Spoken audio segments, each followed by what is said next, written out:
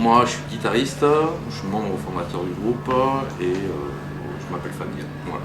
Je pense que c'est important.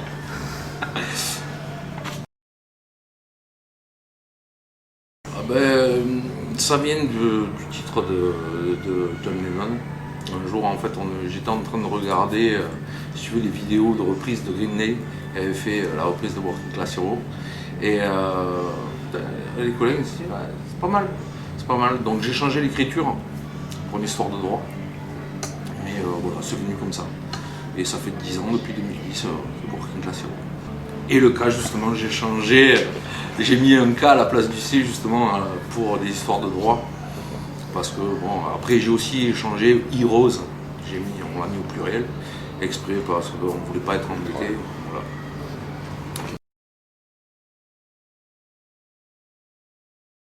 Alors, c'était une super expérience. Au début, on ne savait pas trop vers qui se tourner parce que bon, le premier album, on l'a fait tout seul. Le deuxième album, on s'est dit quand même, il faudrait quelque chose d'un peu plus produit. Donc, on a notre manager, Julie, je salue au passage, qui nous a dit ouais, j'ai un contact avec HK, justement, au Camara Studio. On a regardé son travail, on me dit ouais, bon, on va aller vers lui. On a discuté, c'est quelqu'un qui nous a beaucoup accompagné. Et non, c'était une super expérience. Voilà. Beaucoup d'électro, beaucoup plus d'électro. Il y a deux membres, il y a eu une modification du line-up aussi avec un nouveau chanteur, un nouveau bassiste. Et ouais, on a pas mal avancé sur le côté électro. On voulait vraiment donner un côté festif à notre musique. Et en fait, on se définit pas forcément comme qu'un groupe de métal. C'est vraiment faire participer tout le monde, c'est la fiesta. C'est pour ça qu'on a évolué par rapport au premier album. Voilà. Alors, on a une façon de travailler qui est comme, si tu veux, on ne veut pas perdre de temps. Notre façon de travailler a toujours été plus ou moins la même. On part sur des riffs, des guitares, des idées qu'on enregistre chez nous. On a tous plus ou moins des petits home studios à la maison. Et après, on s'envoie les fichiers et chacun met sa patte. Donc, surtout le machiniste qui, on l'appelle Dieu. Donc, lui, il prend tout, il fait des puzzles, il dit voilà, ce serait bien ça, comme ça, comme ça. Et bon, après, ça donne naissance à un morceau. Donc, après, on retravaille certaines parties. Mais généralement, oui, ça va assez vite au niveau composition. Et oui, tout le monde met sa patte dedans. Il n'y en a pas une qui dit oui, ça c'est mieux, ça. Non. De toute façon, chez nous, il n'y a pas quelqu'un qui commande. C'est très démocratique. Voilà, une façon de composer. Il faut savoir que nous, on a un avantage, c'est qu'on a dans notre local, on l'a transformé en studio d'enregistrement. Donc, on a cette facilité-là de pouvoir enregistrer. Ce qui a été bien avec HK, c'est que lui, il nous a aiguillé, il nous a dit voilà, vous faites les prises, comme ça, comme ça, comme ça, et moi je fais du ramping, donc c'est vrai que ça va vite, ça va super vite au niveau du studio. Là d'ailleurs, on est en studio, parce que dans mi-janvier, il y a un autre single qui va sortir, donc on va assez vite au niveau du travail. Voilà. Comme je dis, tu sais, si tu veux, c'est vraiment. Il y a quelqu'un qui a une idée de riff, tout le monde participe. Bon, et on s'envoie les fichiers, on travaille tous ensemble.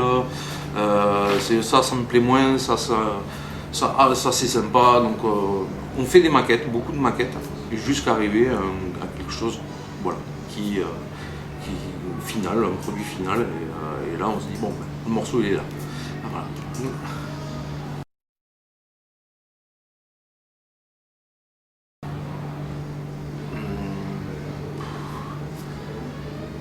Bon, je pense que ça s'est fait naturellement. Donc, si tu veux, nous, on n'a pas une vision étriquée de la musique en disant voilà, on fait ça. Non, on va on travaille sur quelque chose, sur de l'envie, sur de l'inspiration. C'est pas, on se bloque pas sur un style. Donc pour nous, c'est très très très facile de dire ouais, ça c'est bien, ça c'est pas bien. Et ça nous plaît, ça nous plaît pas. Il peut y avoir du hip-hop, il peut y avoir de l'électro, il peut y avoir de tout. C'est assez éclectique chez nous, donc ouais, voilà, c'est pas, on n'a pas de soucis sur qu'est-ce qu'on va faire. C'est, on le fait, c'est bien, on le garde. Voilà.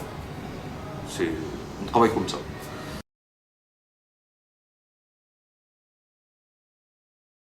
Ouais, ouais, c'est important parce qu'aujourd'hui, bah, tu vois, tu vas à un concert, tu as la majorité des gens qui se baladent avec leur téléphone au lieu d'essayer d'apprécier le moment. Ils sont tous là avec leur téléphone. Ouais, c'est bien, c'est une technologie et il en faut. Mais, mais pour moi, je sais pas, c'est quand même une régression. C'est, ah, tu vois, il y a le mec qui va voir un chien se faire écraser dans la rue, il va aller le filmer. Ça, c'est pas un truc. T'as l'impression que les gens ils ont plus d'émotion. Les nouvelles technologies aussi bien, c'est très intéressant, mais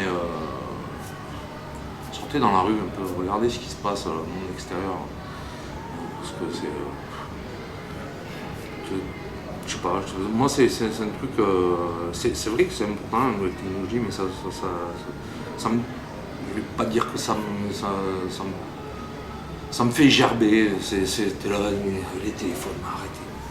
Tu vois, là, c'est vrai qu'on en a besoin parce qu'à un moment donné, pour la communication entre les gens, mais faut savoir,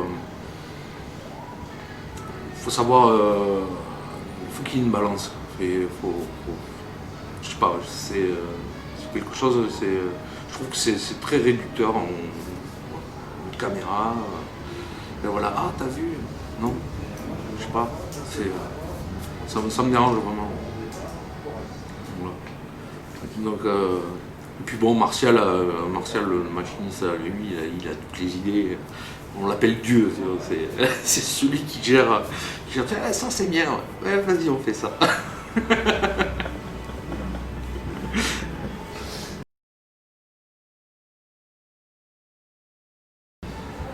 Alors moi, au tout départ, je vais partir sur des classiques, tu vois, Metallica, du Guns N' Roses, c'est des groupes qui ont bercé sur mon adolescence, tu vois. Je crois que le premier album de métal que j'ai acheté, c'est Ride the Lightning de Metallica et Killer de Kill Em All. Le Killer de Iron Maiden. Tu vois, ah bon, et après, il y a eu de l'évolution. Dans les années 90-2000, tu as eu des groupes comme Prodigy qui sont sortis. Après, au niveau des influences du groupe, bah, tu as Rammstein, Massisteria, Crossface, dernièrement il y a eu Electric Cowboy, plus Eskimo Callboy. Voilà, Prodigy, et je suis un gros fan de Ministry aussi. Voilà. En gros, en plus j'aime moi, ce que j'aime dans la musique, c'est les mélanges et pas rester, tu vois, confiné à un style. C'est mélanger plein de trucs et sortir un truc brut. C'est vachement bien, puis tu vois les gens réagir, ça c'est bien. J'ai pas. On a tous en plus dans le groupe des influences différentes. T'as Martial qui va écouter plus d'électro, mais qui va aussi écouter du métal.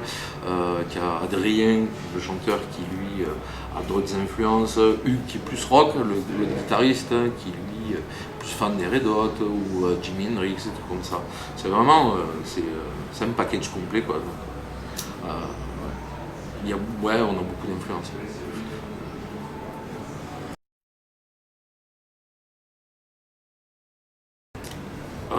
Oui, il y en a plusieurs. Bon, déjà Crossface et Electric Cowboy, ça serait sympa, ouais. Ouais, ouais, après, ouais, Sidi Larsen aussi, j'aimerais bien. Ouais, ça serait sympa. Puis en plus, on se retrouverait un peu au même délire. Ouais, voilà. Après, là, on fait en fonction de ce qu'on nous propose. Donc, voilà, on verra.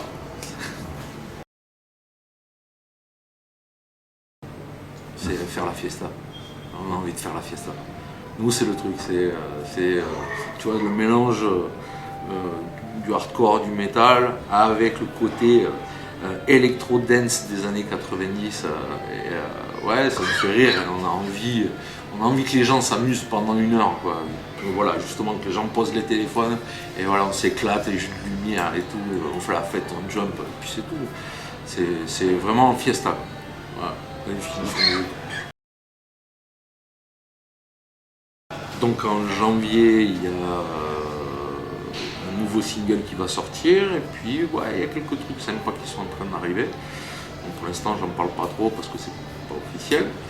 Mais ouais, il y a des trucs sympas qui vont arriver cette année, cet été surtout. Donc il faut rester connecté pour regarder ce qui va se passer. Le Covid, ça, ouais, il y a eu quelques moments difficiles, mais on a profité justement de ce Covid pour composer l'album. Donc pendant, si tu veux, la première année, on ne savait plus trop où est-ce qu'on en était, et puis il y a eu un changement de line-up. Il y a eu un changement de line-up, et là on s'est dit bon, faut faire quelque chose. On s'est remis à composer, à avancer, à aller en studio, à faire des maquettes. Et quand on a eu l'album au complet, on a dit bon, maintenant on y va. Et c'est comme ça que l'album est né aussi. Donc, oui, ça a été compliqué, mais ça a été bénéfique aussi. Voilà, pour le travail.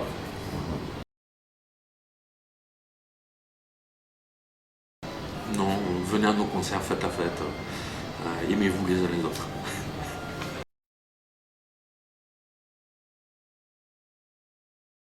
Ce serait Les Histoires Fantastiques d'Edgar Allan Poe. Un CD.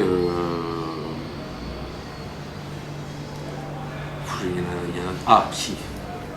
L'album de Mordin Change de Machine Head. C'est une pépite. C'est l'album de chevet que j'ai, ça ne changera jamais. Cet album, il est juste magnifique. Et notre objet, je crois que je prendrais un doudou de mes enfants. Voilà.